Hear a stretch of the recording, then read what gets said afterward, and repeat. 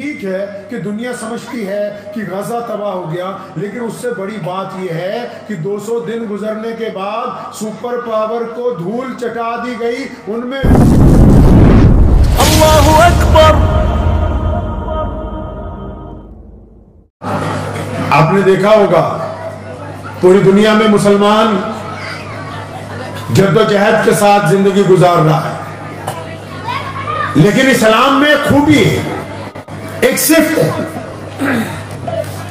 سیدنا خالد بن ولید رضی اللہ تعالیٰ عنہ نے بھی رومی جرنیل کو کہا تھا، کہنے لگا جیسے تم شراب کو عزیز رکھتے ہو نا، کوئی بندہ شرابی ہو نا، رات کو 2 بجے بھی اس کا کوئی یار فون کرے نا کسی بیوڑے کو، یار فلاں جگہ چلنا ہے مل رہی ہے، تو 2 بجے چل پڑے گا، دھوپ بھی نہیں، بارش بھی نہیں، آندھی بھی نہیں، کچھ بھی نہیں دیکھے گا۔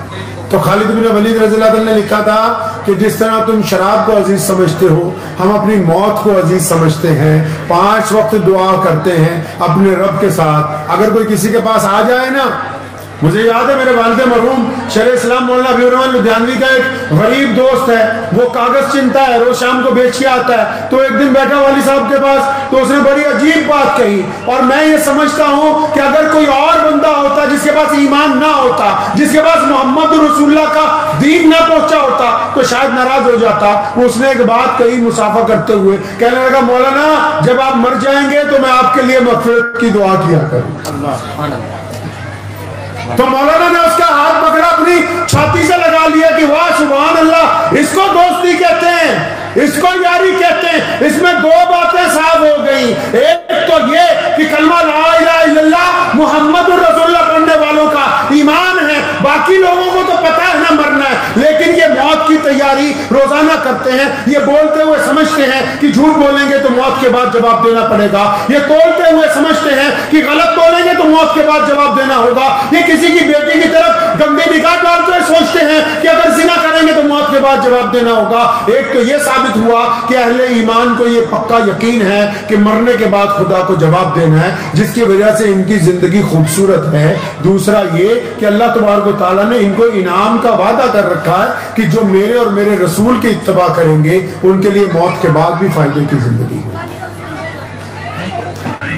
تو آج اب مثال کے طور پہ جیسے فلسطین میں آپ لوگ تو بھول گئے ہو گئے نا، قورمے بریانی میں یاد نہیں رہا ہوگا، کیونکہ بہت سارے لوگوں کی غیرت مر جاتی ہے نا جب، تو احساس نہیں ہوتا۔ غیرت مند وہی ہوتے ہیں جن کے دل میں احساس باقی رہے۔ آپ سمجھے کہ پوری دنیا کے میڈیا نے ایک ملک کو کہا کہ اتنا طاقتور ہے، اتنا طاقتور ہے کہ 24 گھنٹے سے زیادہ کوئی اس کے آگے ٹک نہیں سکتا۔ یہ ٹھیک ہے کہ دنیا سمجھتی ہے کہ غزہ تباہ ہو گیا، لیکن اس سے بڑی بات یہ ہے کہ 200 دن گزرنے کے بعد سپر پاور کو دھول چٹا دی گئی، انہیں اتنی جرت نہیں ہوئی کہ وہ بیت المقدس تک پہنچ جائیں۔ کامیابی اس کو نہیں کہتے کہ کوئی بندہ دور سے بڑے بڑے دعوے کرتا پھرے، کامیابی اس کو کہتے ہیں کہ شہادت کے باوجود اپنے گھر کو آباد رکھا جائے، اس کا نام کامیابی۔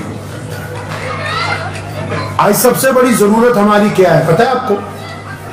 کیا ہے ہماری سب سے بڑی ضرورت؟ ہم لوگ دین کو اس کے مطابق جو رسول اللہ نے عطا کیا چلا نہیں پا رہے۔ ایک قیمتی چیز ناقدروں کے ہاتھ لگ گئی، اب قدر نہیں ہے، پتہ ہی نہیں کہ استعمال کیسے کرنا ہے، تو کیونکہ پتہ نہیں ہے تو ہم نے سوچا دین کا نام تو نماز روزہ حج زکات ہے، بس اپنا آرام سے 500 روپے لگاؤ اور بڑھیا گھر پہ بلا کے مولوی صاحب کو 500 ان کو دو، 500 بچوں کو دو، معاملہ حل ہو جائے گا۔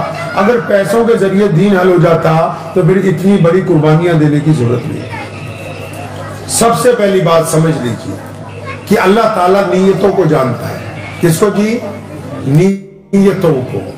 اپنی نیت کو اچھا کر لیجیے۔ اگر نیت اچھی ہے تو اللہ کی مدد آنے والی ہے، نیت اچھی نہیں ہے تو اللہ کی مدد نہیں آئے۔ اللہ اور اس کے رسول کیا چاہتے ہیں؟ فرمایا جو کلمہ لا الہ الا اللہ محمد رسول اللہ پڑھ لیا وہ دنیا کے لوگوں میں برابری قائم کرے گا۔ وہ کسی ہندو سے، سکھ سے، عیسائی سے، دلت سے، کسی بھی مذہب والے سے اس کے رنگ کی وجہ سے، ذات کی وجہ سے، برادری کی وجہ سے نفرت نہیں کرے گا۔ یہ اسلام کی خوبی ہے جس کی وجہ سے دین پوری دنیا میں پہچانا جاتا ہے۔ اب ایک بندہ نماز پڑھتا ہو لوگوں سے نفرت کرتا ہو، اس کا مطلب اس کی نماز مکمل نہیں ہوئی، کیونکہ اس کو نماز کا مطلب ابھی سمجھ میں نہیں آیا۔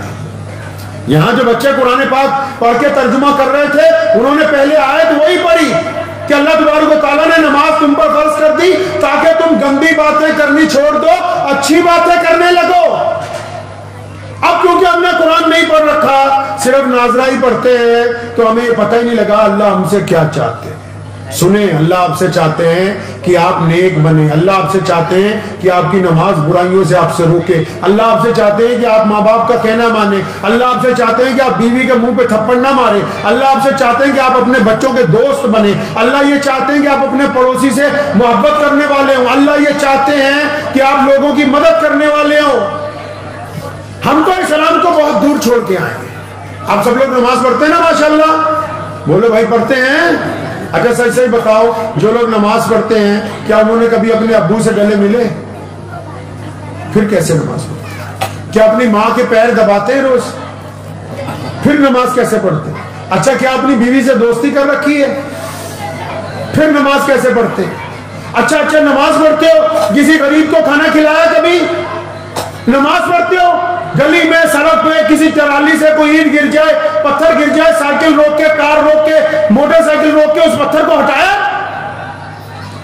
اچھا نماز پڑھتے ہو، تمہارا دوست غریب ہے، بھائی غریب ہے، چپکے سے گئے ہو کبھی اس کی جیب میں ایک لفافہ ڈالا ہے پیسوں کا کہ اللہ کے واسطے کسی کو بتانا نہیں، تو میرا بھائی ہے، بس یہ تیرے لیے امانت چھوڑ کے جا رہا ہوں، تیرے لیے ہدیہ پہ، ایسا کچھ کیا؟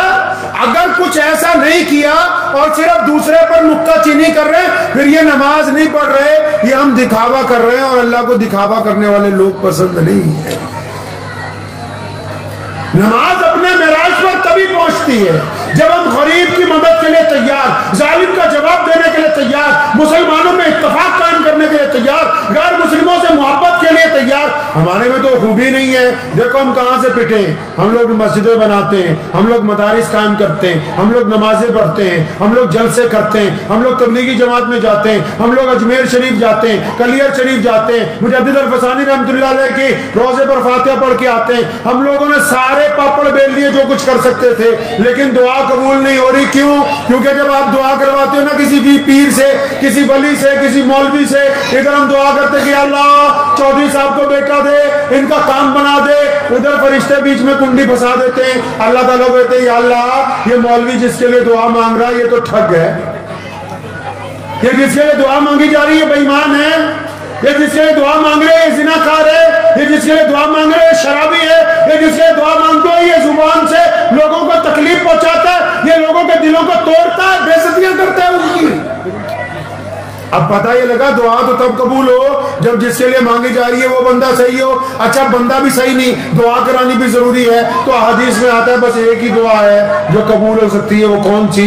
جب کوئی ولی، کوئی پیر، کوئی قطب الغوث، کوئی ابدال آپ کے لیے دعا کرتے کہ یا اللہ عبد الرحمن کو ہدایت دے دے، محمد شفیع کو ہدایت دے دے، جب ہدایت کی دعا کرے گا تو قبول ہوگی، اس کے علاوہ جو دعائیں مانگے گا وہ جب تک قبول نہیں ہوگی جب تک اس میں سے خرابیاں دور نہیں ہو جائیں۔ مجھے امید ہے کہ آپ کو یہ ویڈیو پسند آئی ہوگی، اگر پسند آئی ہو تو یہ آپ اپنے دوستوں کے ساتھ شیئر کریں اور اس چینل کو سبسکرائب ضرور کریں۔